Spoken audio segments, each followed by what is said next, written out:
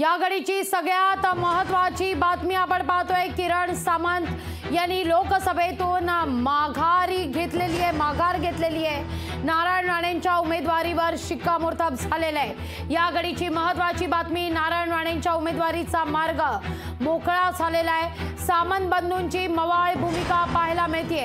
आता रत्नागिरी सिंधुदुर्गात राणे विरुद्ध अर्थातच राऊत असा सामना रंगणार आहे। याच विषयी अधिक माहिती घेण्याकरता थेट जाऊया आमचे प्रतिनिधी चेतन ननावरे यांच्याकडे। चेतन, सकाळी आपण ज्या बातमीची चर्चा करत होतो त्या बातमीवर आता शिक्कामोर्तब झालेला आहे।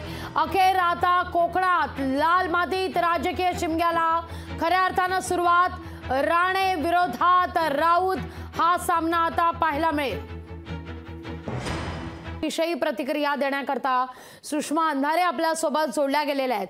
ताई, आता जो हाय व्होल्टेज सामना रंगणार आहे त्यापैकी एक सामना म्हणजे रत्नागिरी सिंधुदुर्गातला नारायण राणे विरोधात विनायक राऊत।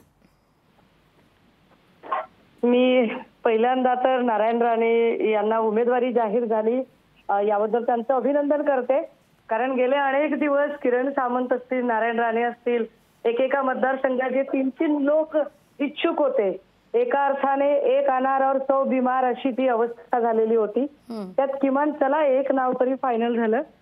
परंतु सोबतच मी नारायण राणेंजींना त्यांच्यासाठी एक सदिच्छा व्यक्त करते की तिसऱ्यांदा पराभवाचं हे जे शल्य आहे, हा पराभव पचवण्याचं बळ त्यांना लाभो, एवढीच मी अपेक्षा व्यक्त करते। थेट तुम्ही यातून बरेच काही संकेत देऊन जात आहेत ताई। नाही, आम्ही म्हणतोय इथे किरण सामंत, उदय सामंत, भाजपाची सगळी शक्ती, आमचे दोन्ही भाचे निलेश, नितेन, सगळ्यांनी ताकद लावू देत। काय ताकद लावायची ती लावू देत। तरीही आमचं असं म्हणणं आहे की या सगळ्या लोकांनी आत्ता ताकद लावण्यापेक्षा किंवा आता ताकद लावूनही थोडी ताकद यासाठी शिल्लक ठेवावी की जेव्हा नारायण राणे पराभूत होतील त्यावेळेला त्यांना सांत्वनासाठी एक आधाराचा खांदा देण्याची गरज आहे। ते सांत्वन करण्यासाठी त्यांनी सज्ज असावं, इतकंच। सुषमाताई, तुम्ही यापूर्वी देखील प्रचार सभांपूर्वी आपण म्हणूया महासंवाद यात्रा असू दे, शिवसंवाद यात्रा असू दे, या यात्रांच्या माध्यमातून तळ कोकणात फिरला आहात। तळ कोकणाचा माहोल तुम्ही पाहिलेला आहे।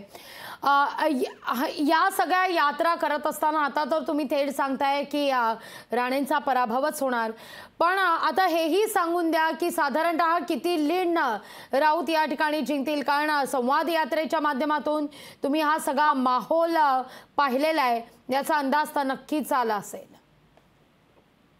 नक्कीच आधीच्या 2 निवडणुकांपेक्षाही यावेळची निवडणूक आम्ही अधिक लीडने जिंकू आणि त्याची कारण सुद्धा सांगून ठेवते लगेचच की त्याचं कारण काय आहे। बारसू रिफायनरीमध्ये ज्या पद्धतीने लाठी हल्ला झाला, अश्रुधूर नळकांड्या फोडल्या गेल्या आणि वरून असं काही झालंच नाही असं ठासून सरळ सरळ दहदांत खोटेपणाने गृहमंत्री वागले। त्या गृहमंत्र्यांना तर तिकडे ते जितक्या प्रचार सभा देतील, फडणवीसांच्या प्रचार सभांचा उलट राणेंना तिथे तोटा होईल हे आम्ही स्पष्टपणे सांगतोय।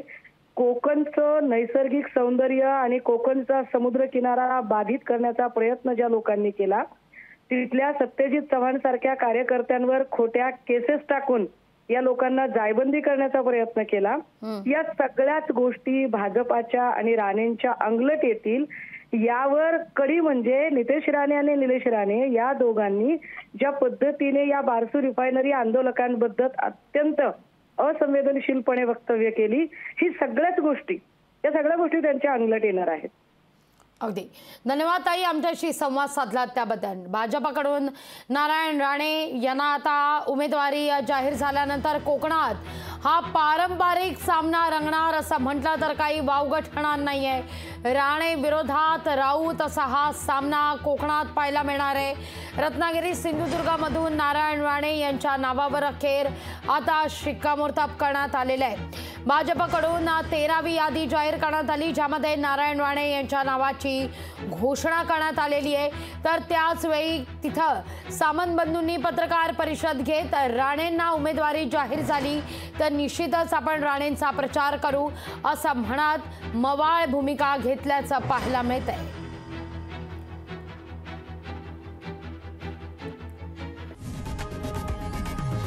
लोकशाही मराठी ऐका, पहा, जागरूक रहा.